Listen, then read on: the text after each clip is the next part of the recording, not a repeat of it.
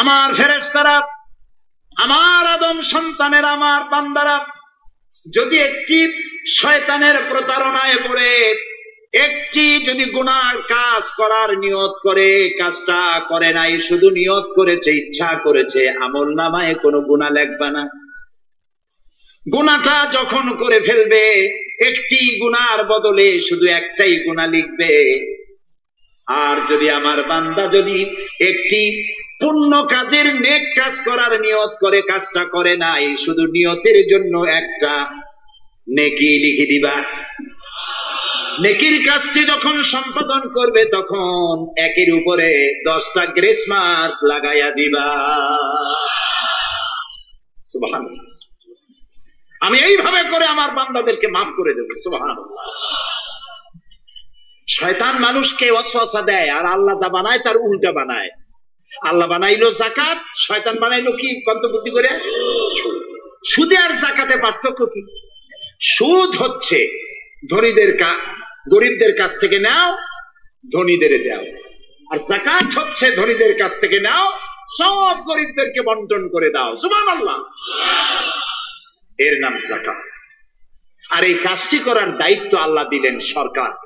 সূরা হজ, আল্লাহ রাব্বুল আলামিন বলেন, আল্লাযীনা ইম্মাক্কান্নাহুম ফিল আরদ আকামুস সালাত ওয়া আতাউজ যাকাত ওয়া আমারু বিল মা'রুফি ওয়া নাহাউ আনিল মুনকার ওয়া লিল্লাহি আকিবাতুল উমুর। আমি যদি মুমিন বান্দারে ক্ষমতা দেই, তারা 4 দফা কাজ করবে। কয় দফা বলেন? 1 নম্বরে মুমিনেরা ক্ষমতায় গিয়ে নামাজ প্রতিষ্ঠা করবে। 1 নম্বর কাজ নামাজ প্রতিষ্ঠা করবে।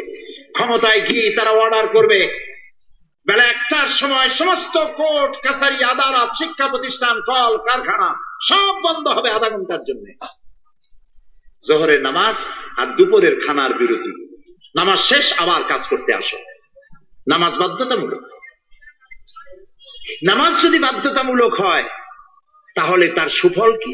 তার সুফল হলো, এসপি যদি বাধ্যতামূলক ভাবে নামাজ হয়, আর এসপি যদি মসজিদের ইমামতি করে দারোগাদের নিয়ে, অফিসারদের নিয়ে, দারোগা যদি, ওসি যদি থানায় পুলিশদের নিয়ে তার ইমামতিতে নামাজ হয়, এমপি যদি তার এলাকার অফিসার দিয়ে নিয়ে ইমামতি করে নামাজে, মন্ত্রী যদি তার এলাকার লোক নিয়ে, অফিসারদের নিয়ে সচিবালয় ইমামতি করে, এই মন্ত্রী, এই এমপি, এই ওসি, এই এসপি এদেরকে পিটাইয়া ঘুষ খাওয়ান যাবে? যাবে না।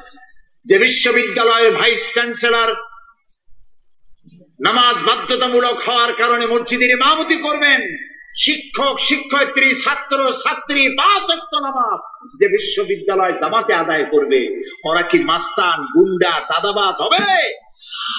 হতে পারে না। এই জন্য সরকারের প্রথম দায়িত্ব হবে, কে বলতেছেন? কার কথা শোনাইতেছি? প্রথম দায়িত্ব হচ্ছে নামাজ প্রতিষ্ঠা করো। 2 নম্বরে যাকাত আদায় করো। 2 নম্বরে কি? যাকাত আদায় করো। এই যাকাত গভর্নমেন্ট আদায় করবে। আল্লাহর কায়দাটা কি দেখেন, এর মধ্যে সিগনিফিকেন্স কি? গভর্নমেন্ট আদায় করবে কেন? আমরা দিলে হবে না কেন? আমরা দিলেও হবে যদি ইসলামী সরকার না থাকে। ইসলামী সরকার হলে, অর্থাৎ আল্লাহর বিধান কায়েম হলে যাকাত কালেকশন করবে গভর্নমেন্ট। এখানে একটা সাইকোলজিক্যাল ব্যাপার আছে।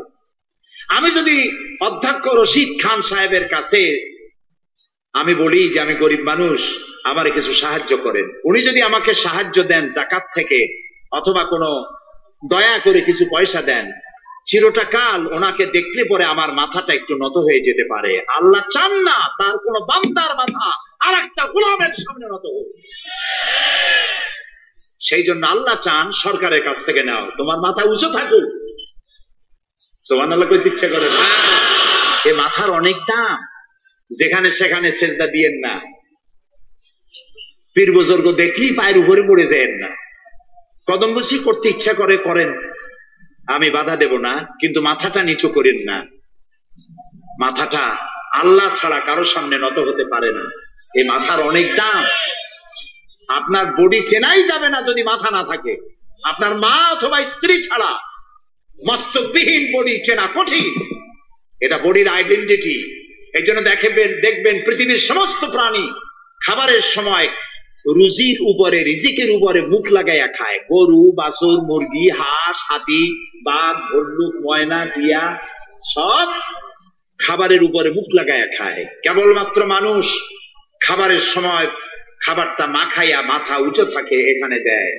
আল্লাহ চান রিজিকের সামনে আমার বান্দার মাথা নত হবে না, মাথা নত হবে তো রাজ্জাকের সামনে নত হবে, রিজিকের সামনে নয়। সুতরাং গভর্নমেন্টের কাছ থেকে নাও, তাহলে তোমার মর্যাদা ঠিক থাকবে, কোনো ব্যক্তির কাছ থেকে নয়। গভর্নমেন্ট কালেকশন করবে, গভর্নমেন্ট বিতরণ করবে। এরপরে দারিদ্র বিমোচন ইসলামের সব থেকে বড় প্রোগ্রাম, দারিদ্র বিমোচন করা। কারণ কি? কারণ হলো আমার রাসূল বলেছেন, কাদাল ফাকরু আইয়াকুনা কুফরা, দারিদ্র মানুষকে কুফরির মধ্যে ঠেলে দেয়। তার নামাজ রোজা থাকে না, আল্লাহ রাসূল থাকে না, দরিদ্রের ধর্ম একখানা রুটি, সে তখন পূর্ণিমার চাঁদকে রুটির মতো